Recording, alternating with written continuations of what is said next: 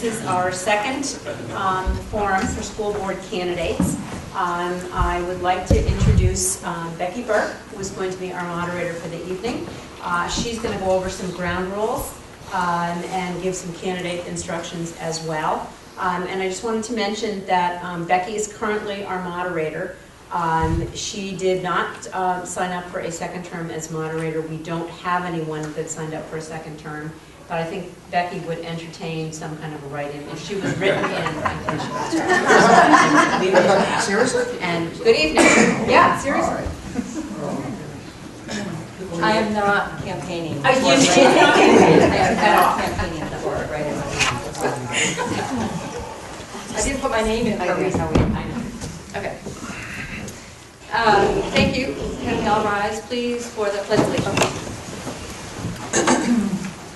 I pledge allegiance to the flag of the United States of America and to the republic for which it stands, one nation, under God, indivisible, with liberty and justice for all. Great, thank you. I am without a microphone tonight, so can everyone hear me okay? Is the volume good? Excellent. Okay. We have one for you. Did you not? The battery's dead, and I can project, I think, so We have if anyone a spare battery. can't hear, just flag me and I'll try to speak up. Is it a budget item? We tried the battery half an hour ago, and we have a spare.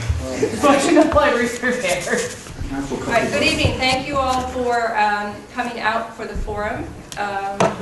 Our two candidates you probably are aware of. Their outlines were in the banner. Would you like to introduce yourselves briefly? Just your name, please. Sure. Jen Legier. And John Liscars. Okay. It's Wonderful. okay if I don't use this, right? Can you hear me? As long as people can hear you, you can do whatever you want. And if people can't hear, again, please just Please just raise your hand. Please just flag us. So this is an opportunity for you to get perspectives from the candidates. We've tried to set this up in as fair and objective a format as possible. So the library trustees and I sat down, drafted up some prepared questions. The candidates have both been called with instructions about how to keep this fair. So all the questions I'm going to ask have been prepared in advance. Neither candidate has any knowledge of what those questions are.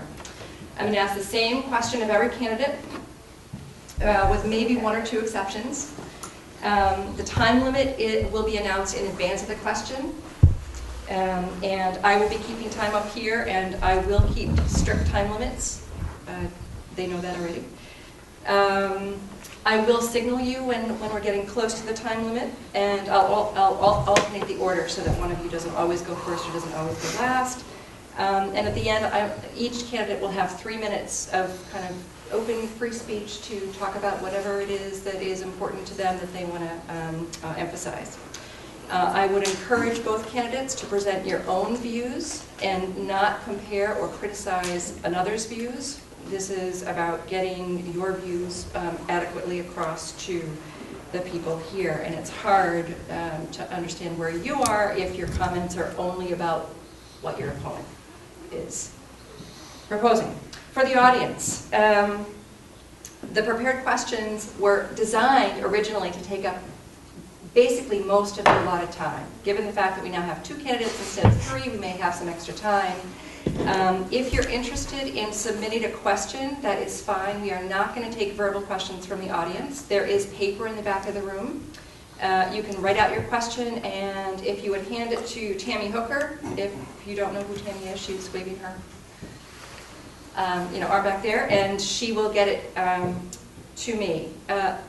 Please, no clapping, no cheering, no talking, no commentary. This is an objective forum so that you can make your own decision. Save that for the voting booth. And the school board role is challenging. So ask yourself, do you agree with their views and the positions? Are they articulate? Can they answer questions in the time frame allotted? Will they listen to others and learn on the job? And would you be proud to have them as your school board member? And afterwards, both candidates and audience members are invited to stay and talk more, mingle, ask questions if they didn't come up, and so on. So Are there any questions at this point about the forum itself or the format? Okay.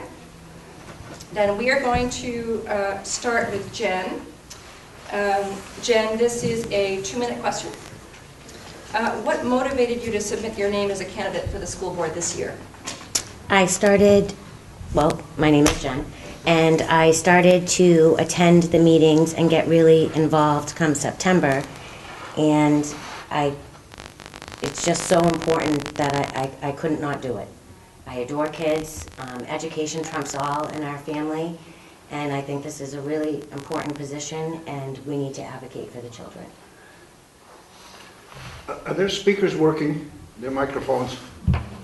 Is it hard to hear me? Yeah, thank you. Okay. Okay. All right. Thank you for flagging that. Jen, are you all set? I'm good. Okay. John, same question to you. Well, my name is John Liscars, and I guess for me it started by just reviewing the newspaper articles, Union Leader, the Hooksett Banner, starting to see some of the problems that were occurring in Manchester and how that was going to be affecting Hooksett children. For me personally, I have an 8th grader who's about to enter high school. I also have a son who graduated from West last year, and he's down at UNH, and he's doing wonderfully. I knew about the history of West High School. I knew about the history of Central High School, and I was concerned that the students stepping into high school this year weren't going to get the same quality of education that students in the past had received. So like Jen, I'd started attending school board meetings, and just to get myself more informed about the process, how school board worked. So for me, that was a personal issue, just to kind of keep an eye out of how these school issues were going to be affecting somebody in my family. Great. Thank you. Okay, this next question, we'll start with John. This is a 2-minute question. What skills, strengths, or expertise will you bring to the board? Well, for me, my career has been software engineering. Engineering is a problem-solving skill by nature. I enjoy large, complex problems, and it sounds crazy, but I just enjoy the challenge of taking a very large problem, breaking it down into smaller problems, and then fixing each of those small problems piece by piece. And by the time you're done, you fix the big problem. The school issue that we're facing with right now in Hooksett is the same type of thing. We have a huge problem ahead of us, but if you break it down into small, logical problems and break each of those down and work on them, it's really not such a big problem after all. We have some challenges. We have legal challenges, but as I've said publicly before, we've done nothing to violate our contract. Our school board has done nothing to violate our contract, and our parents have done nothing to violate our contract. So just because somebody says they're going to sue you doesn't mean you should run away and change course. If your course is true and it's what you believe in and it's legal and it agrees with your contract, you stay on course. So I think Hooksett's heading in the right direction right now. I also believe that Manchester, we have a 110-year history with them. I believe they should be included in the choice for Hooksett residents. I think in the future they're going to solve their problem. I just don't think it's going to happen in the very near future. Thank you. Jen? I definitely jumped into this because of the kids. I support our school board in filing breach. To me, the most important thing for my children as well as the community is an adequate education. Manchester has some serious issues right now. You can only underfund something for so long until it becomes to break at the seams. So this is what we're faced with. The school board's filed breach. I definitely support that. I think that as a community, we should all want an adequate education for our kids. And to me, it's nothing personal with Manchester. I wouldn't care if the kids were going to ABC High School. If they're not receiving an adequate education that's under the restrictions and following the guidelines of the state, then to me that's not adequate. There's parameters set up. As a community, we owe that to our kids, all of our kids. I think the schools do a great job in our elementary. Wonderful advancements in technology, the communication's great. There doesn't seem to be any, in my opinion, big issues. But the high school issue right now is really consuming everything. And it's so important to be involved and to go to the board meetings, listen to the steps that have been put out into place, do some research, aid them. The board's not complete. One of them never showed up, so there's 4 of them. I don't think anybody realized that this is where we were going to end up being. But this is where we are, and this is the reality, and I think it's important that we stick to our guns and follow the rules. I absolutely agree and believe that we have been following our high school agreement, our high school contract, whichever you would like to call it, and I support that. Thank you. This question will start with Jen. This is a 2-minute question.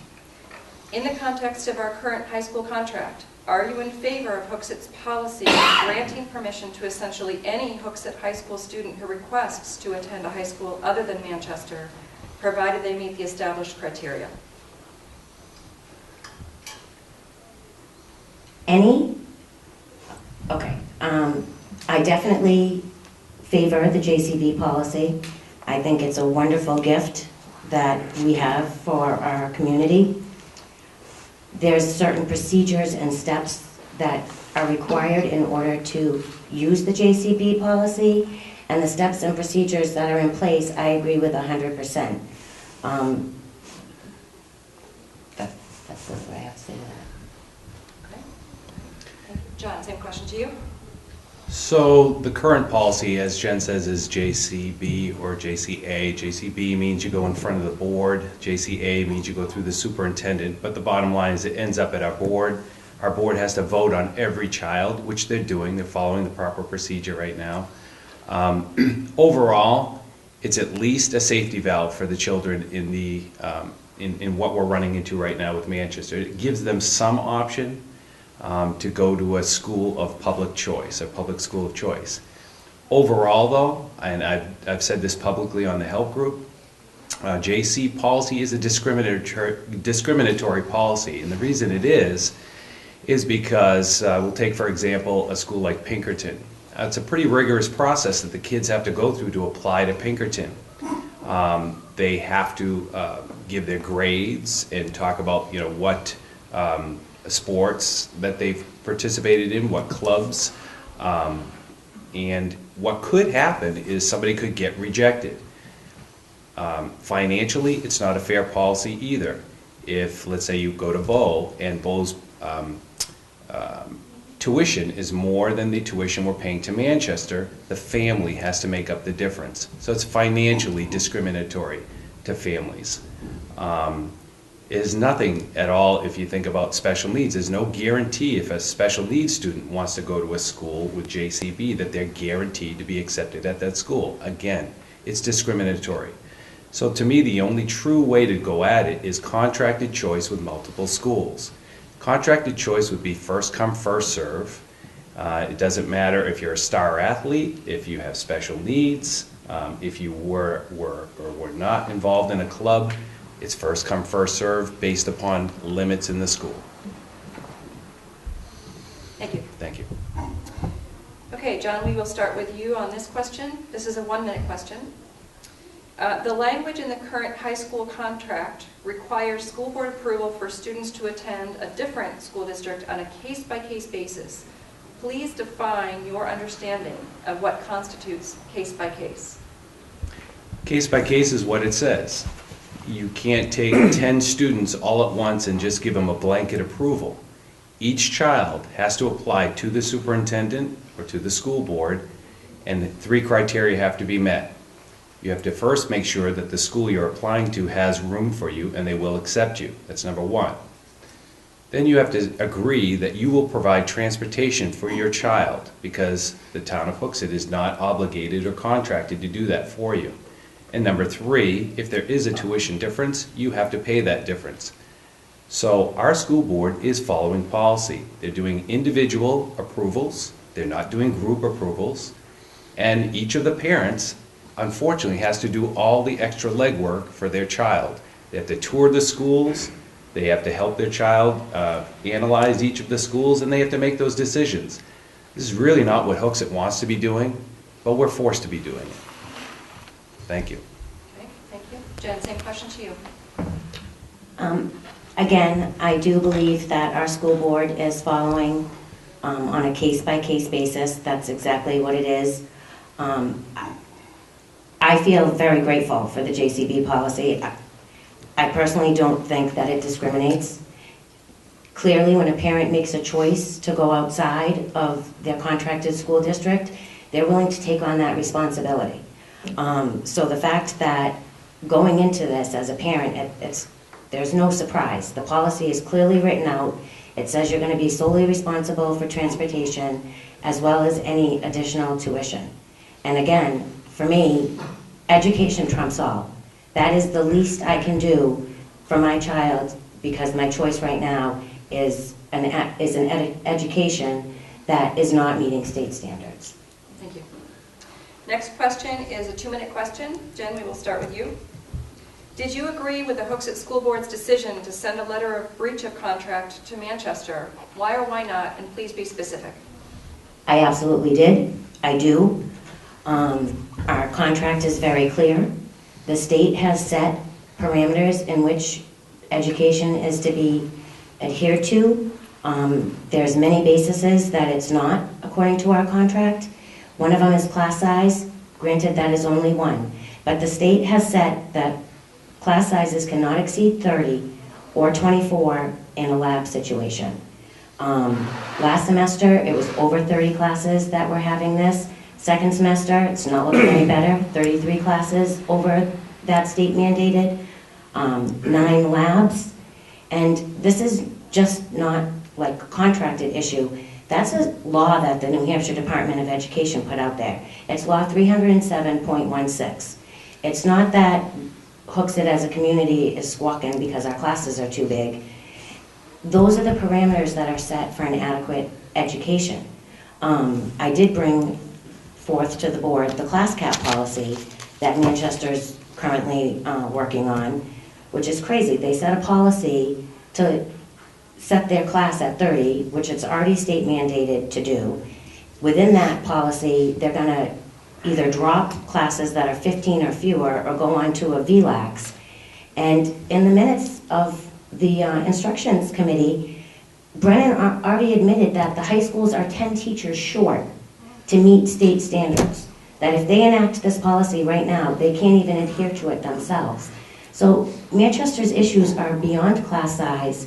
They're not overcrowded, they're understaffed, and they've limited the budget so much on the kids that it's been a snowball effect. This isn't something that just happened today. This has been going on, and when you continue to underfund things, it's going to burst at the seams. And as a community, we have the right. Thank you. John. I totally agree with our board for filing breach. Since I've been involved with this, I haven't just attended Hooksett school board meetings, I've attended Manchester school board meetings. I was at the meeting the night Manchester met Candia school board. And it's in the public minutes. Arthur Beaudry questioned the Candia school board, and he said, besides overcrowding of classroom sizes, what else is there that you're complaining about that you're saying is we're potential breach? Because we don't want to keep visiting each argument every time. If we fix this, you're going to come back and say there's a new one. So Manchester asked, what are the legal questions you have with this contract that you say we're violating? Soon after that, Hooksett got together with their lawyer, and lawyers, when they speak in legal documents. That legal document is a breach document. The breach document details more than the classroom size problem. It details everything, and that's a public document that every Hooksett resident should read. And you'll see how extensive the violations are that we are saying are happening in the Manchester school system. So not only do I agree with the breach document, we have a 110-year history. As good neighbors, Hooksett waited from September to December to allow Manchester to try to solve their problems on their own. That's what good neighbors do. When we finally did file a breach, The mayor of Manchester and the Board of School Committee decided they're not talking to Hooksett anymore because we filed a breach. They asked for the breach document, the legal document. When Hooksett provided, they said, we're not talking to you anymore. It doesn't make logical sense. It's not what adults that want to solve problems for children do. They continue to talk. Thank you. Thank you. Next question, I will start with John. This is a 1-minute question. The union leader today talked of a discussion about approaching the State Board of Education directly, given that Manchester is disputing Hooksett's allegation of breach of contract. Do you agree with that approach, and why or why not? Well, not only do I agree, in the public minutes last night, I actually spoke to this during the public session. Of course, I'm more anxious sometimes, and I think our board members are and it's something I'm going to learn from them, is to be patient. We have to be patient. This is a legal discussion. These are legal documents. And in thinking back on it, I think our board took an appropriate action last night. And they want to consult our lawyer first, and then have our superintendent write a letter to the State Board of Education, because it's clearly spelled out in our contract. And board member David Pearl brought this to the board's attention last night. That was the start of it. Discussion happened, as it should, and the next step is to discuss this with our legal consultant. After that, if everybody approves, they'll move forward with the letter. Thank you. Jen? Yep, I absolutely agree with it. I was glad that David Pearl brought it up, and I do think that their decision to consult with the attorney first is the way to go. If you're gonna go out, you need to make sure that you have basically your ducks in a row. Okay. Next question, we will start with Jen. This is a 3-minute question. From your perspective, what single district contract or array of district contracts will best meet the educational needs of our high school students 3 years from now? Jen? I believe that I'm for a single contracted choice, and I have based that because of the schools that were in the area. Manchester and Pinkerton were the only ones that had the ability to handle our entire population of high school students. On the multi-contract choice, there's a lot of things that aren't viable in that. One, it's very hard to have that be financially fair. The schools that are involved in that pool of seats, all except Londonderry, are in long-term contracts with other towns, and their financial responsibility is met. Transportation, I think, is an issue in a multi-contracted school scenario.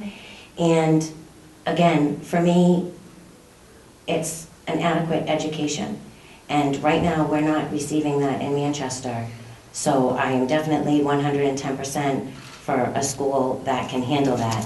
And the data shows that Pinkerton Academy is the only school within a 20-minute commute besides Manchester that can handle that. And with what's going on with Manchester right now, I think it's too risky to take a chance on our children's education. Yeah, they might be able to straighten it out, but you have our freshman class coming in. What's going to happen over the 4 years? I worry mostly about the kids that are in Manchester schools right now. Let's hope that the upper grades, the juniors and seniors, are well on their way to having their college plans solidated, because the freshmen and sophomore, they're looking to drop so many classes that they may not even be able to get in the college of their choice because the class isn't going to be offered anymore. So to me, absolutely, I'm for Pinkerton Academy, because they do have the ability to handle all of our students, and the data that I've collected to date in regards to multi-contract schools show that that is not a viable option. Thank you. John? Well, first, Madam Moderator, I'm going to respect your request to not talk about my opponent's position, so I'm not going to talk about why I don't think Pinkerton as a single option is viable. So I'm going to respect that. I will just talk about what I support. What I support is multiple contracted schools. And the reason is simple. As Americans like choice. One size does not fit all. If we haven't learned that lesson with Manchester, we haven't learned the lesson. People do not like to be forced to go anywhere. People will not want to be forced to go to one school, even if it's a different school than Manchester, no matter what the educational opportunities are, because there's more than education. Some people are really into sports, some are into special needs for their children, some people are into the drama club, let's say. So to me, what we need to do, and we're already seeing it, we're seeing surrounding communities that can provide excellent educational opportunities for our children, but more importantly, parents can make a decision for their child, what's best for their child. I, as a board member, and anybody else on this board, cannot determine what's best for every child in Hooksett, New Hampshire. I can tell you that right now. The only way we could do that is if we built our own high school, because then we'd have full control over everything that went in on that school. We'd have the input of every citizen in Hooksett, New Hampshire. We don't have that. That's the reality. The reality is we send our children away to other school districts where we have very little say, very little control. So the best thing, and I've already proved this out, I have the data to back it up. If you go to www.hooksett.net and then follow that to the help group, we have plenty of information that we've done out there as research. The busing issue is already being done in Arundel, Maine. It's called a hub and spoke system. We basically have, just like you have today, everybody picks up the kids in Hooksett, but they come to a central location, which would be Cawley Middle School, where the buses would be waiting to take the kids to their respective high schools. I also am a proponent for keeping Manchester in the loop. Why? Because I respect that's where some parents want to send their kids. There's a lot of tradition. There's 110 years. Many parents are ready to wait it out. I'm not convinced it's going to happen within the next 2 years. That's too long for my personal child and for many of the people in Hooksett that I've talked to. But I do respect people who want to continue to send their kids to Manchester, and I will fight to keep that option in, as I will fight for those parents that want to go to Pinkerton or Londonderry or Bow or Pembroke. Thank you. Okay, this next question is an audience-submitted question. We'll start with John for 2 minutes. How do you feel about a voucher system for our school district? It would allow school choice that the community seems to want right now, so specifically voucher.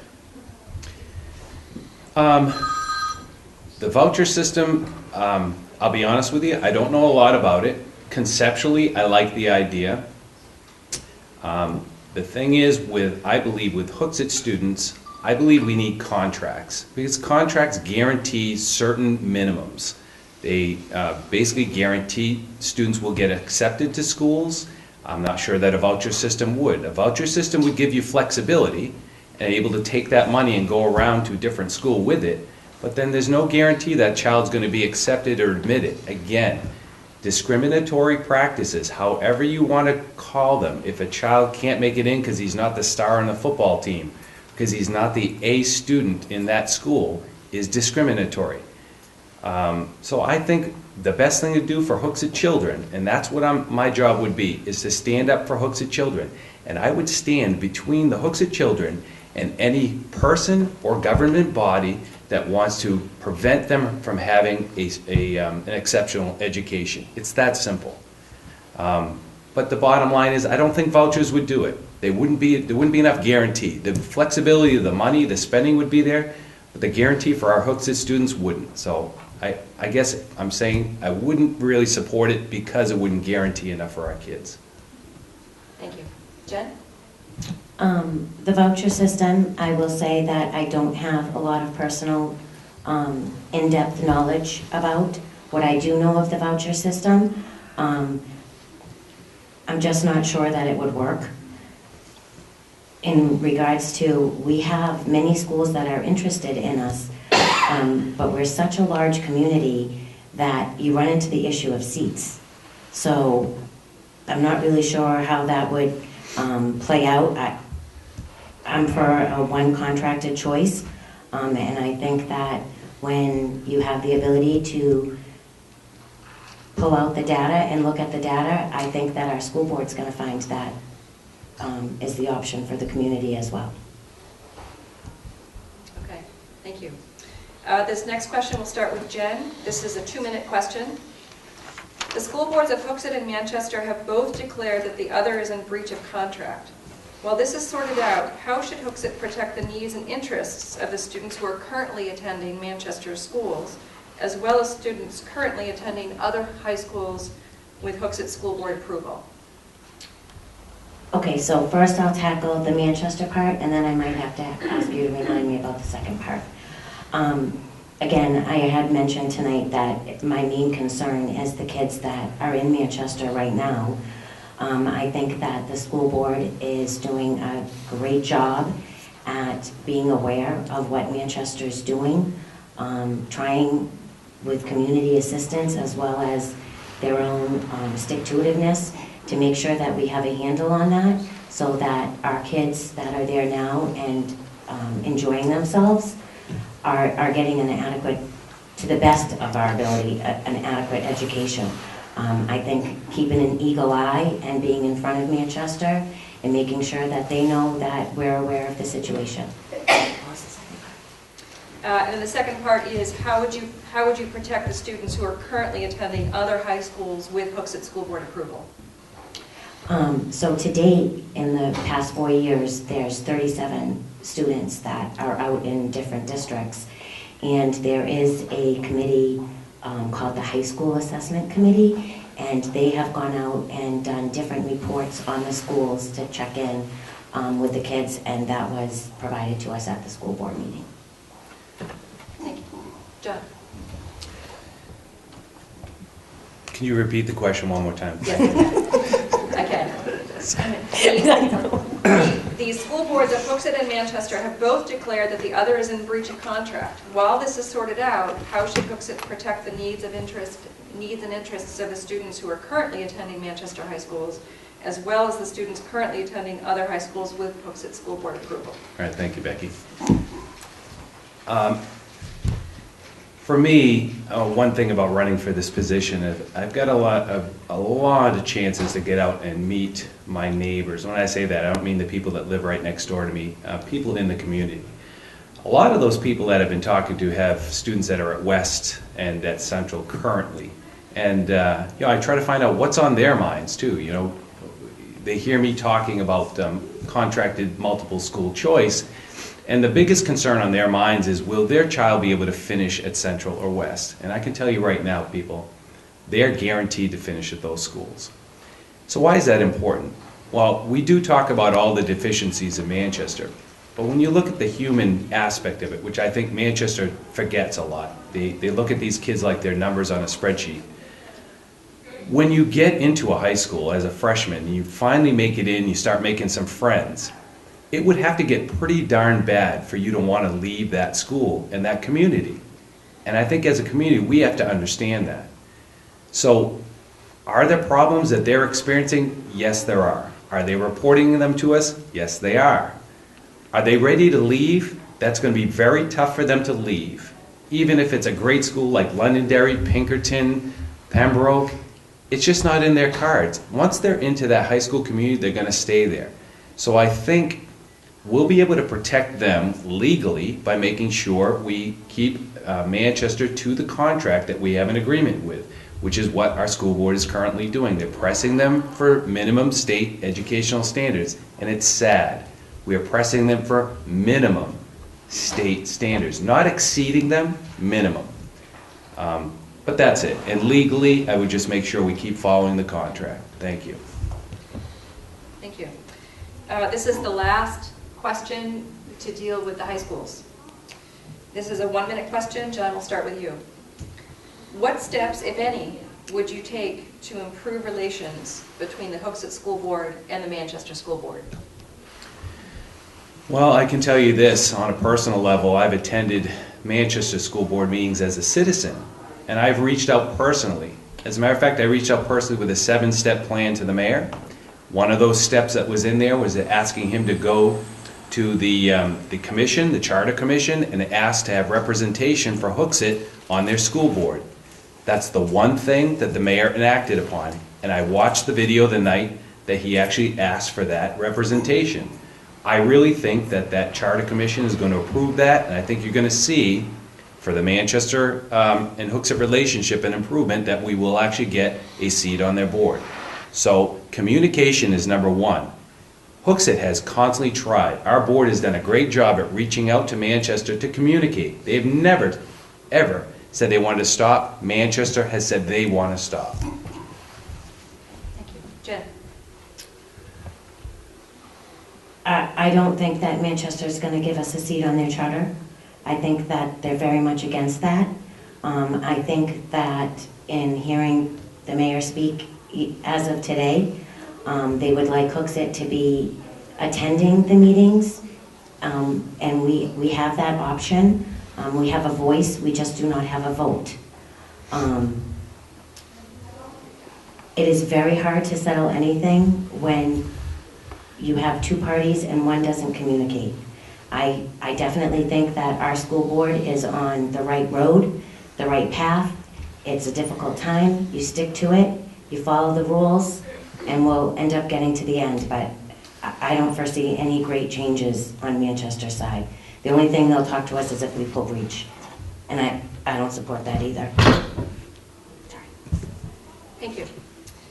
Okay, the next question, we will start with Jen. This is a 2-minute question. Under what circumstances would you support expending funds from the fund balance?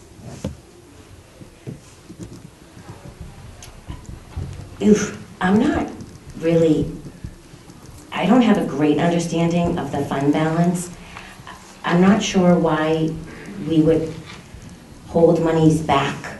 I think that when we budget, the budget should be allotted for things that are on the table, and if there's any expenditures, they should either be put towards the next year's budget on something educational or given back to the community. Is that your answer? Yep. All right, thank you. John? Just two things that came to my head quickly when you said that, and I think of that, using that money as emergency purposes, and two things that I could see that may surprise us, that we could learn along the way that I think would need immediate attention, would be something new in the Common Core. I mean, it's all new to the principals. They're learning on the fly, the superintendent's learning on the fly, the teachers are learning on the fly. So if all of a sudden they needed some new equipment, let's say, to complete their standardized testing, I would say that would be a great use for the funds. Another thing is school safety.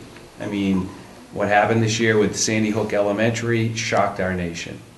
And if all of a sudden a principal found a safety concern in his building and it needed immediate attention, that would be a great use for that fund. And I don't think anybody would have a problem with using that fund. Thank you. Thank you. This question is a 2-minute question. We'll start with John, and actually you led right into it. Given the recent tragedy in Newtown, what do you believe is the best way to ensure the safety and security of our students and staff in Hooksett? I did not see the questions ahead of time. I just want to make that perfectly clear. You did not.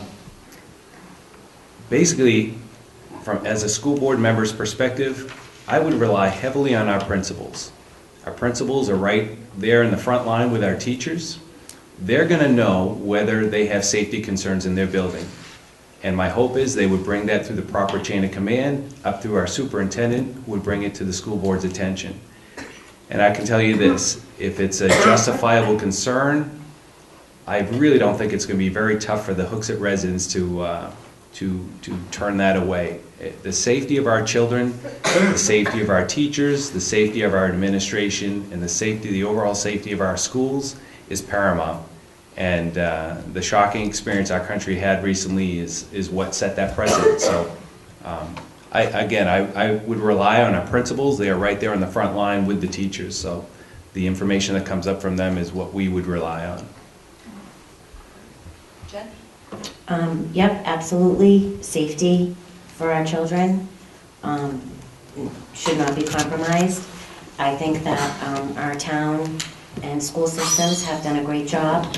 I wasn't able to attend the parent information night about safety, but being at the school board meetings, I have heard the principals speak that there was large community involvement, participation was great. The plans that they were able to discuss were received, and I think Hooksit's right on the ball. Okay. Next question, we will start with Jen. This is a 2-minute question. Nationally, there is a much stronger emphasis on a high-quality preschool education, and anecdotally, about 20% of Hooksit's children are not well prepared for kindergarten. To what extent should the school district be involved in the issue of preschool education for all children in our town? 2 minutes.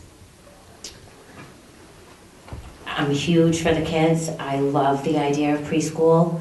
I think that we, as a town, are a little bit limited, but the program that they do provide for our preschoolers right now is fantastic.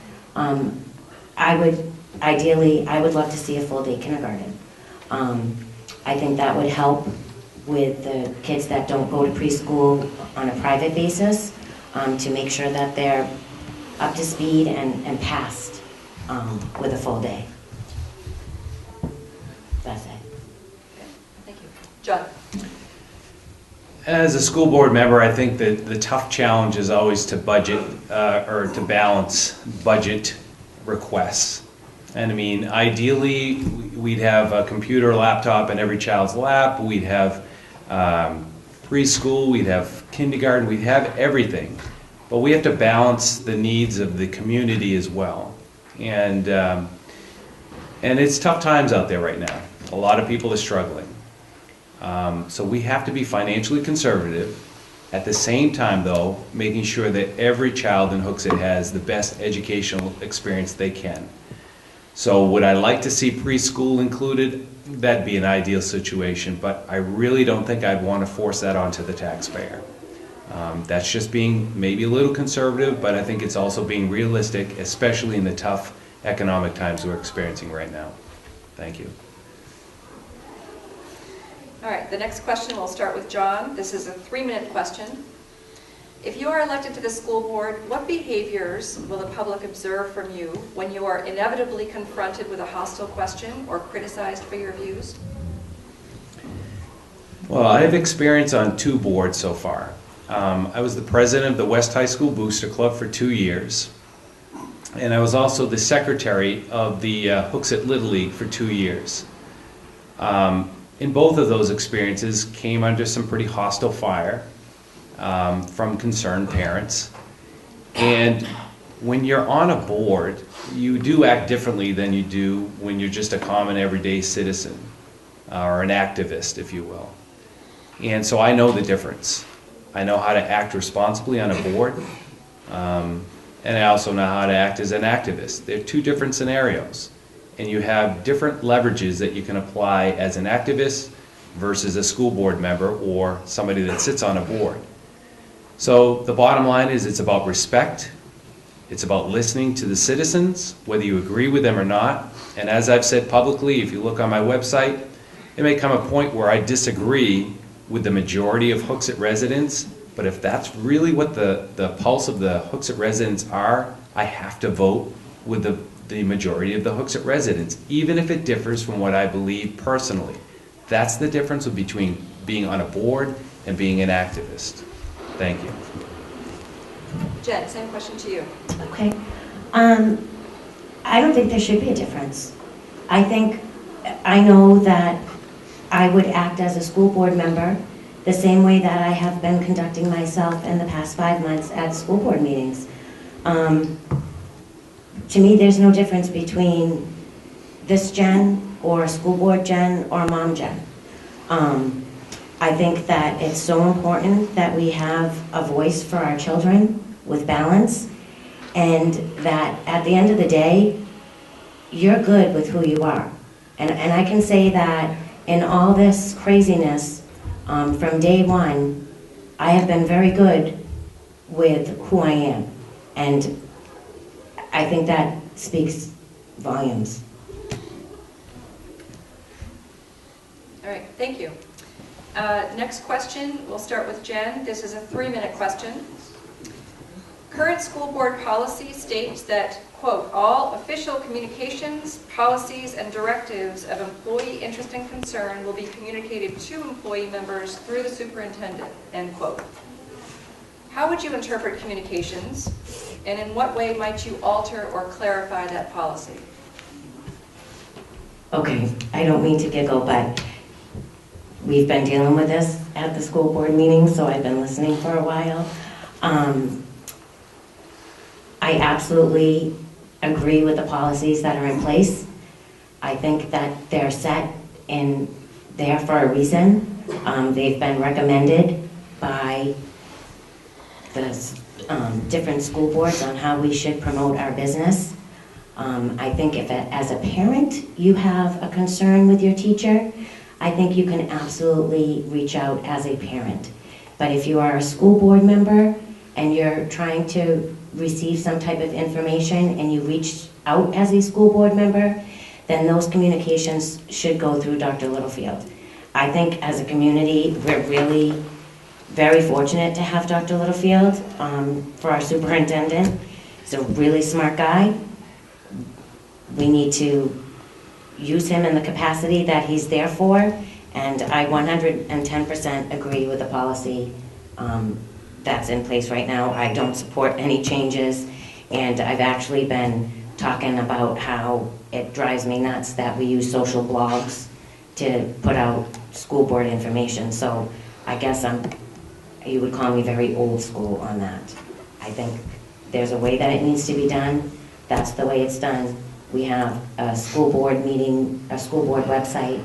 The information's to be listed on there in a timely manner. That's it. Thank you. John, same question to you. So I guess if there's two ways you want to differentiate Jen and myself, this is one of them.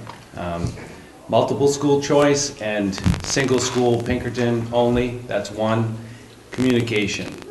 Communication, and this is my experience being a president of a booster club and a secretary on the baseball board. Open communication is key to any organization. I'll give you an example in my company. About twice a year, we'll get anonymous polls. We get to answer questions that are anonymous. It's data that the upper levels of my company can gather from its employees without going through the chain of command through my supervisor, that director, vice presidents, till it finally gets to the top. My company learns so much from those virtual polls or from those anonymous polls that they never would glean if it had to go up through that chain of command. Everybody knows this when you think about how you talk through your boss at work. There's some things you may want to say, but you wouldn't say because, well, that might not look good on my next review. So you may hold back what you really want to say. That might be a great improvement, in this case, to the school system. So I think open communication is key. I also think public disclosure of public documents is key. Jen is against this, posting it on, I'm sorry, I invited it. You didn't her though, but it's okay. I am a proponent of posting public documents on public websites. If it's public, it's public. We shouldn't have to file right-to-know requests to get public information. Again, it's about getting the information out to the citizens of Hooksett so they can be well informed about how their government is working. There should be nothing that's exposed or hidden unless it's personal in nature. It has to do with somebody that's personal, a name that needs to be kept private, or a work item, that's got to be kept private. But public information, it should be easily accessible by the citizens of this town, so the citizens can feel and get informed, and maybe they'll get involved as well. Thank you. Thank you. Okay, this is a question we will start with John. It's a 3-minute question. What is the single most effective policy or practice change that, in your opinion, would improve the quality of teaching district-wide? The single most effective policy or practice change, in your opinion, that would improve the quality of teaching district-wide?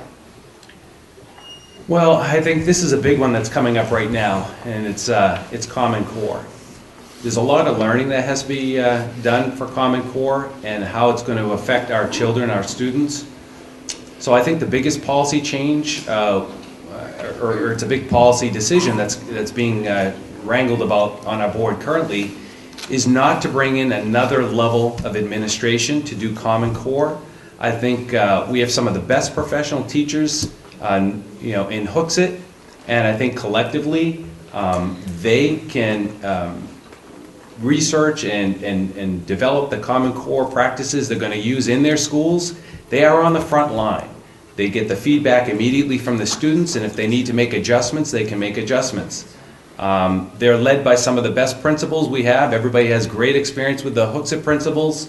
And they're also led, this is where Jen and I agree, by Dr. Phil. He's a great superintendent. So I think with that administrative staff already in place, we don't need to add another expensive middle layer of management to organize Common Core. I think we should rely on our teachers who are looking to do this and maybe do stipend work, which is much more fiscally conservative for the Hooksett citizens as well. So that would be my policy change, not bring in any new layer for Common Core to manage it, and allow stipends for the teachers to manage it themselves, and because they are on the front line and they're going to get the immediate feedback from the students. Thank you. Jen, same question to you. Thank you. I believe that professional development is going to be really important for our staff, our teaching staff, in the years, and especially this year coming up, based on the Common Core, based on the Smarter Balance. I do think that they need assistance in that, and I was very much for the assistance that position could have brought. I think that our teachers are doing a great job. I think they work very hard for our kids, but they do need time to get up to speed when it comes to the new Common Core and Smarter Balance tests that are in there. And we need to not cut them a little slack, but yeah, cut them some slack per se, to have them have the opportunity to gain the knowledge and be completely educated on what they need to do so that they can make sure that our kids are successful. Thank you. Next question is a 1-minute question. We'll start with Jen. Many controversial decisions involve a consideration of data as well as people's emotional reactions. If the data for a particular decision does not align with your gut feeling, will you decide in favor of the data or in favor of your gut feeling? Explain. Okay, well, it's kind of funny because they call me data-driven Legier, so I absolutely would go with the data. And that's what I have done from day one of being involved in this. That's why for the one contracted school of Pinkerton, it's been all data-derived. It's not emotion, it's fact.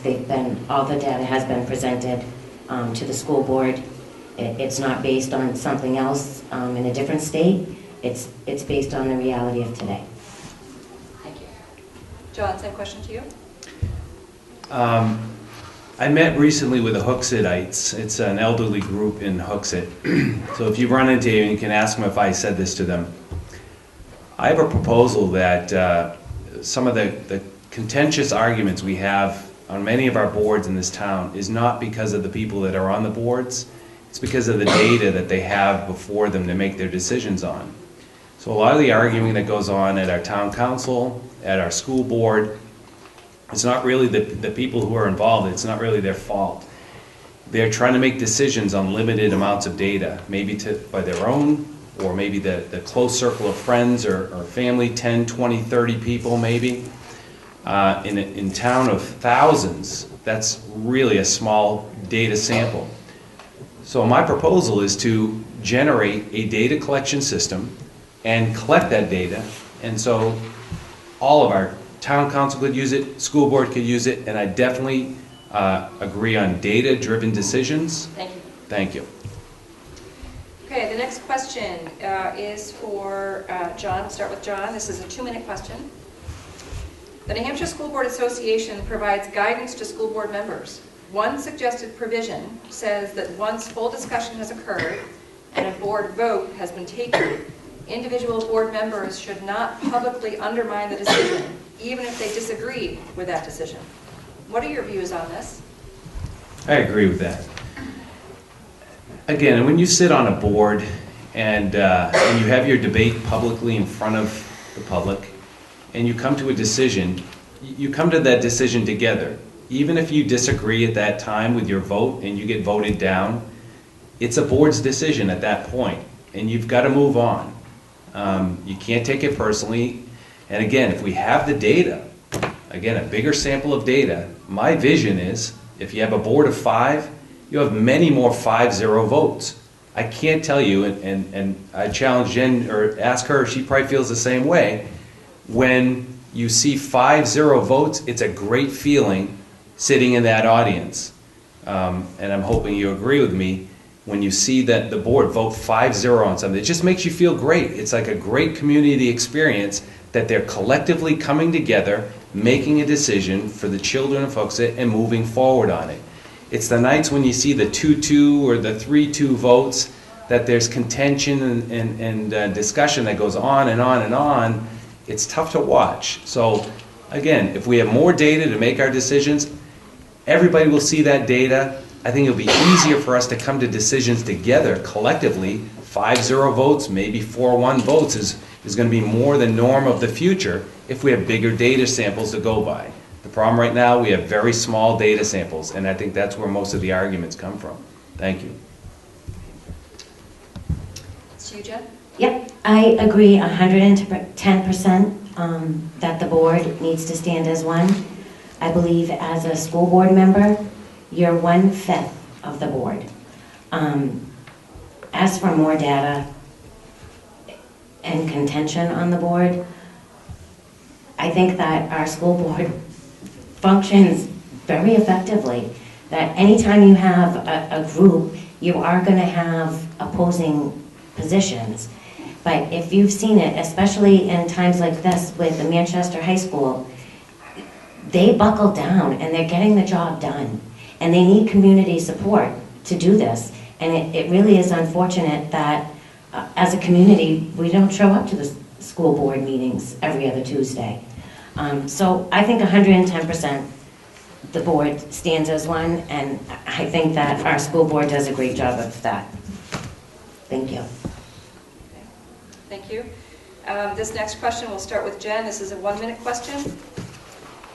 School board members need to be problem solvers, and they need to work well with the other members of the school board. However, many people in the community do not believe the board has been working well together over the past several months. How do you intend to solve this problem? As I have stated, I disagree that the board doesn't work well. We're going to have bumps in the road. That's to happen. But I think that it will be easier when the board is complete at 5. I think that our board is very stretched very thin with this high school issue and being one down. And I think that I would blend in with the board just fine, and we would continue to make the policies and advocate for the children the way they have. I don't really see an issue with our school board at all. Thank you. Same question to you, John.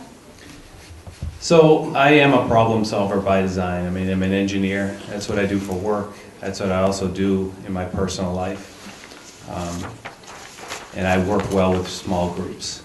I've proven it out working on the different boards I've been on, the Hooksett Little League, the Booster Club at the West High School. I took a failing organization, got people to work as a team together, and we made that a thriving organization that's still alive today.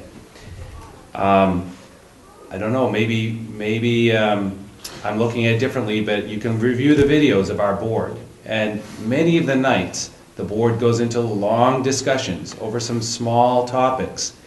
And all I can do as a citizen is to look out at those principals that have been there since 7 o'clock in the morning and figure we can do this better, and we can do it better by more data, and that's what I'm going to do. Thank you. Okay, this question, we will start with John. This is a 2-minute question. Provide an example from the last 3 years when you would have done something differently in a professional or public capacity, and explain why.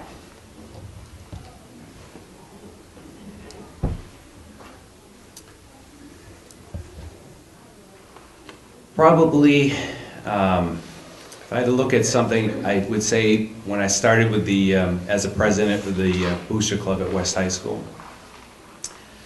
It was a very small organization, very few people running it, and I came in and I had a different thought of how to bring the organization back to life. And I had a lot of ideas, and the ideas eventually were implemented. But there were a couple people that were just like doing things the old way, which was those 2 people were responsible for everything. They didn't want to share any of the responsibilities. And my plan involved breaking up all the responsibilities and sharing them, giving smaller pieces to people. It turned out to be the right way to go. If I could do it all over again, I would have tried to find a way to incorporate the couple of people that were stuck in the old way of doing things and bringing them along a little slowly. I think sometimes if you come at people too fast with good ideas, but they're just too fast, humans like things slower. When you represent or bring something new, they like the ideas that come at them a little slower. So the lesson I learned there is come at people a little bit slower with brand new ideas, because humans by nature are usually resistant to change. Even if it's change for the better, they're resistant to it. So the slower you bring that approach in, I think, the better you are to getting people to accept it and stay with you. Thank you. Thank you. Same question to you, Jen. You guys might giggle, but seriously, there's been nothing that I could have changed over the past 3 years. I run our small business with my husband. I'm a mom. I haven't been in any big committees where I've had to solve world problems. I just have to solve everyday problems with my kids and the business. And I really think that when it comes down to it, it's your character. And you're not one way today and another way on something else. I'm just me. I'm me every day. Whether I'm in the school board, whether I'm on the soccer field, I think it is so important to truly listen to people. To not try and bend things so that they always go your way, but to listen and to be respectful of them. And those silly little lessons that we teach our children as kindergarten go so long in today's society. Every day, if you just stop, listen, be respectful, and treat others the way that you want to be treated, you're not going to have any issues. Thank you. Thank you. This next question, we'll start with you, Jen. It's a 2-minute question. What is your view of the role of technology in elementary school? I love how Hooksett is very aggressive in their technology. I think it's a great way that we are already starting to advance into what is known as the 21st century classroom. I no way think that technology should ever replace a teacher. For me personally, a lot of my views are based that I think it's very important to have a teacher in front of the kids. But the more technology we can give them, the better. We've seen it, I've seen it in my own kids. There's not one device that they're not afraid to pick up. And speaking to some of my girlfriends and hanging out, the opportunities that Hooksett kids have in the technology really are so beyond what so many kids that live in towns just next to us have experienced. So I think it is a wonderful balance. Same question to you, John. So I'm an engineer, so technology I understand very well. And technology is a tool like anything else. It's a piece of equipment, and you can do great things with technology. You can do very harmful things with technology. So technology used the right way for good purpose in educating our kids, I wholeheartedly support. Technology brought in without any kind of a plan, just say, bring in your devices and have at it, is not good for children, not good for learning. So the first thing is a plan that gets reviewed by the board is the way to approach technology. Make sure, what is the goal? What is the educational goal behind that technology? If the goal is well thought out and there's a good plan to bring that technology in, incorporate it in the classrooms, I am all for it. But technology by itself is just another tool. Thank you. Okay, next question. We'll start with you, John. This is a 1-minute question. Do you support increasing the size of the school board to 7 members? Why or why not? You know, this is a tough one. For me personally, I believe it should be expanded. The problem I have with it is realistically looking at it. I mean, you look here tonight. We have an open school board position. There's only 2 people running for it. So we're going to open up potentially, let's say there were 2 positions we added on. That would mean there would be 4 positions up for grabs next year. My concern is if we had it open to that number, but we didn't have enough people, we would all have this false sense of security that we had a bigger board so we could take on more things. I think we have to size the board based upon the amount of responsibilities we have. Right now, there's a lot of responsibility on this board. I want to be elected so I can help them, especially with the Manchester problem. Thank you. Jen? I do not support expanding our board to 7. I think that when the board is complete at 5, they will have the ability to continue to get the job done. I've said tonight, absolutely, they're stretched right now. The high school situation is really sucking up a lot of their time. With the 5th player in there, pulling their own weight, I think it's more than ample. I don't think that the town has enough support to put in those 2 more positions, and I really feel that it's going to be temporary. By the time breach is solved, we should be back to business as usual. Okay, thank you. We'll start with you, Jen, on this one. This is a 3-minute question. If state and federal resources for education continue to dwindle, much greater pressure will be exerted on the Hooksett school budget. In that case, what, if anything, at this point, do you believe might be a valid target for reducing expenditures in the district's budget? Or how else might you consider closing the budget gap?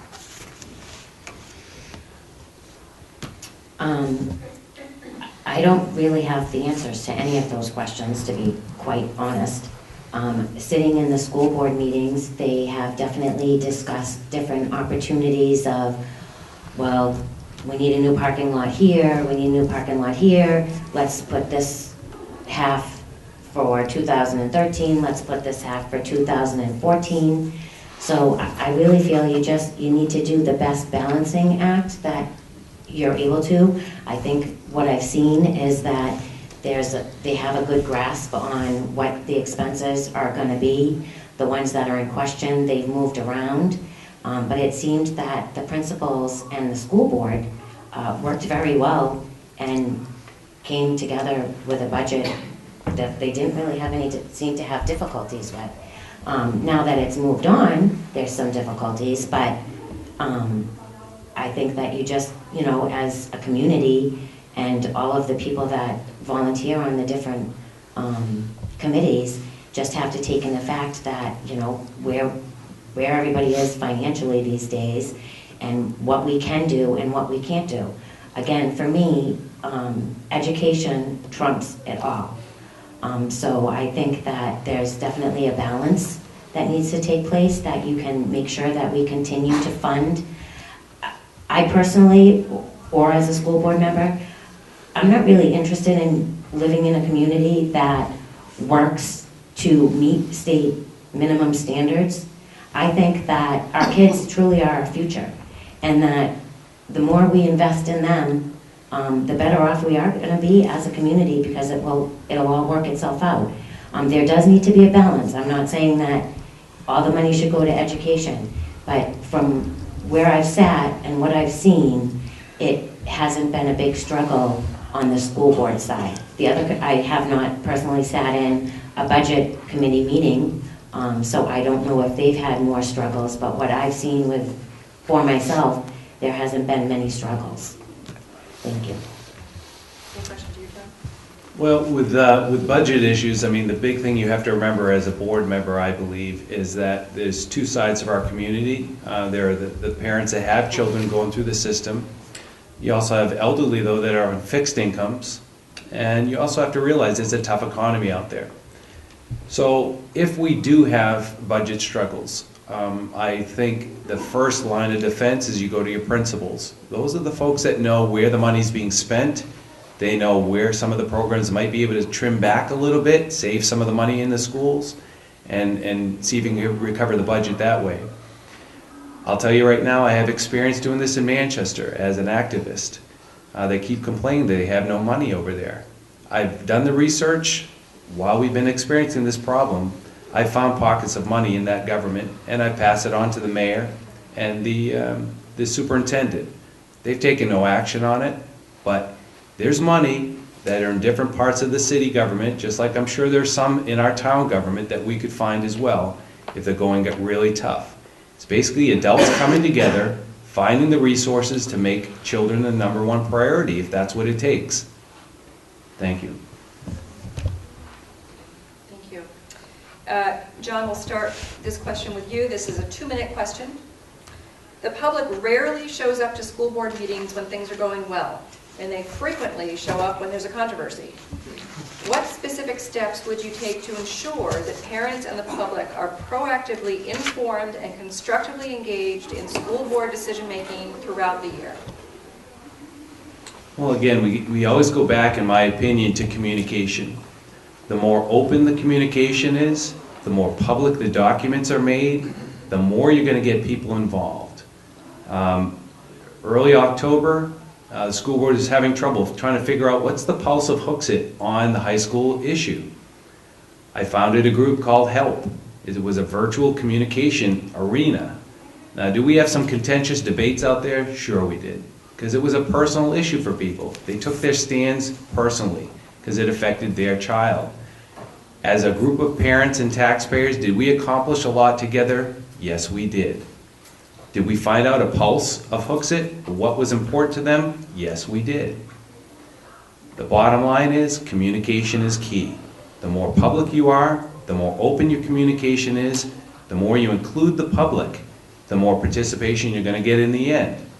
The more secretive you are, the more you try to hide stuff from the public in America, the less participation you're going to get. It's that simple.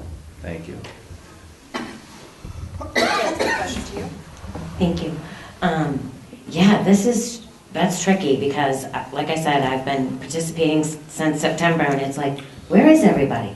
But I absolutely think that communication is the key.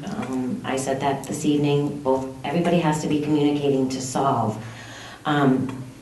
I do have an underlying feeling that the younger kids, you typically see high school parents and especially 8th grade parents at the meetings, because right now the high school issue is really taking up so much time.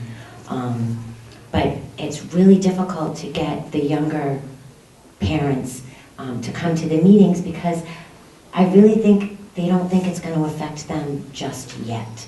Like, let all the dust settle, and then when their children are closer, they'll start getting involved. And I mean, I absolutely 110% will admit, when my kids were in 1st and 2nd grade, I couldn't even think of high school. So I think that because we do such a great job in K through 8, that we don't have a lot of parents want to come sit at a school board meeting because for their daily life, everything is okay. But it's the 8th grade parents and the high school parents that have stepped up to the plate, and you just have to keep putting it up there and hope for the best, and don't let, as a school board member, don't let the lack of participation in the audience make you feel in any way that your job and the job that you're doing for the kids isn't of importance. Because maybe we're doing such a great job that so many of them don't have to come. I don't know, I try and use Facebook all the time, get my little cronies, come to the meetings, talk about it. Thank you, sorry. The next question, we will start with Jen. This is a 30-second. Oh. 30-second question. What single quality do you admire most in other people? Character. I think being true to yourself is the best. That's it. Thank you. Same question to you, John. Honesty. If somebody's honest and they prove that through their actions and for what they stand for, I respect that the most. Thank you. Okay, John, we're going to start with you on this question. This will be the last question before closing remarks by the candidates. We'll start with you, John, with a 1-minute response. What is the most important reason in your mind that Hooksett voters should elect you? The most important reason in my mind that the Hooksett voters should elect me is that I would be a person that could get on this board and help solve problems. Whether the problems are in K through 8 or with the high school problems with Manchester, I am a problem solver by nature. I look forward to working with this board and trying to bring this board together. I'm a coach as well, soccer coach. I have a lot of experience bringing teams together, cohesive teams together and working towards a common goal. It's the same with this one. I see a lot of hardworking people on this board. I want to jump right in there with them, help them out, and help solve some of the problems that Hooksett is running into right now. Because Hooksett deserves the best. We have some great board members, and I want to be part of that team. Can you repeat that again? You have 1 minute, and the question is, what is the most important reason that Hooksett voters should elect you? The most important reason why I would ask for the community to support me in my run for school board is that above and beyond anything, my #1 concern is the kids. It's that easy. You have to be a team player. I think I keep referring back to character. I think it shows a lot. I think it's important as community members, as you're sitting here, to go back and research my character. See what you can see on the school board meetings. See what you can see as comments posted in the union leader. Everywhere that I have spoken, check it out. And I would like you to do that of all the candidates, to make sure that their views and their actions, because actions speak louder than words, that their actions are in line with what you want. But 110%, first and foremost, the reason why I'm sitting here tonight, the reason why I sit in the audience at school board meetings every other Tuesday is for the kids, period. Thank you. Okay, we will now do 3 minutes of closing remarks for the candidates, and after that, you're invited to stay and mingle and talk among each other. So, Jen, we'll start with you. You have 3 minutes. Whew, gotta sum it all up. Okay, again, not to sound like a broken record, but just so that you don't walk away with any questions, I'm a mom of 2. I run the small business. Education is everything to me. I'm not a politician. I've never run for anything like this. And no matter what happens on Tuesday, I'm still in this. I'm still going to attend the meetings. I'm not going anywhere. So whether I'm in the audience or behind the seat, my role will still remain the same that it has been since September. I can't stress enough it's so important to be involved. Check out the website for school issues. For your own age children, things may be going great, so you don't really need to pay attention. But high school, to me, is the avenue that sets the course for our kids. And Hooksett has done, and I believe will continue to do, such a great job in K through 8 that we can't do a disservice to our high school kids and send them into an environment that isn't meeting state standards. It's our responsibility to provide them with an adequate education. This has just taken on so much more for me because of that. Again, I'm data-driven. I'm going to respect the rules that were set forth for me tonight. Again, the research is out there that you can go and pull anything that I've said, done, the information that I've provided to the school board. The class cap policy was one of the big ones that I aided them in their knowledge. There's been so much. Redistricting plan, it goes on and on. Class sizes, I've taken it, done the analysis, and really just, and I haven't tried to hinder our school board, I've tried to assist them. So if it means of taking an hour of my personal time to dig through the paper and bring things up that I think might be of interest, then that's what I'm going to do. So for me, whether I'm behind the school board seat or I'm in the audience, my role hasn't changed. And I really do encourage you to talk to your neighbors and do some little investigating. See if I'm everything that I said I have been. I absolutely can guarantee you that I am. I'm just me. Thank you. Thank you. John? So I'm an engineer by profession.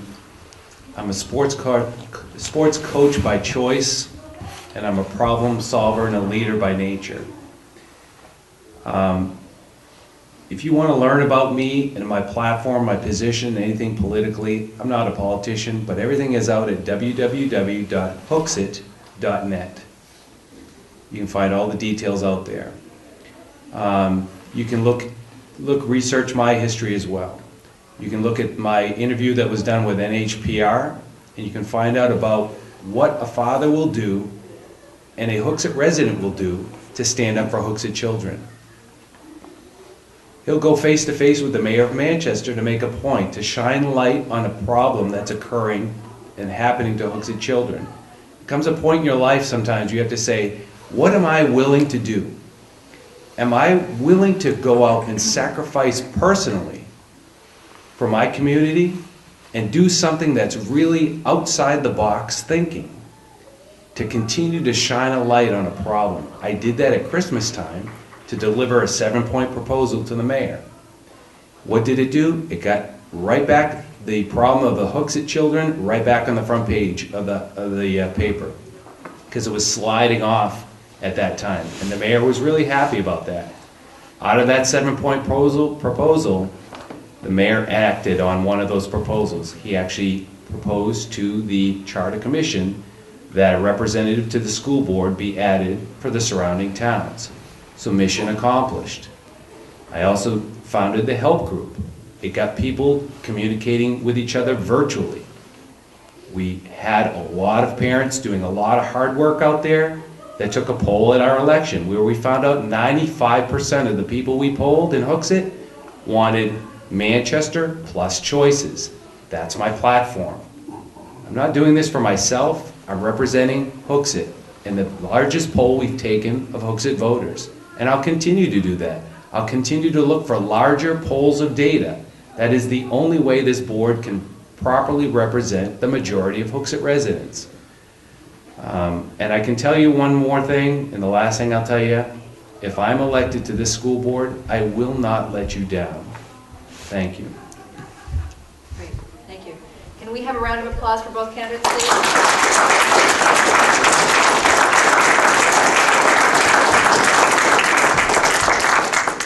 Okay, thank you. I appreciate you all coming. I appreciate the candidates answering so many questions. I appreciate the library trustees for helping to put together the questions. And feel free to stay and mingle if you so choose.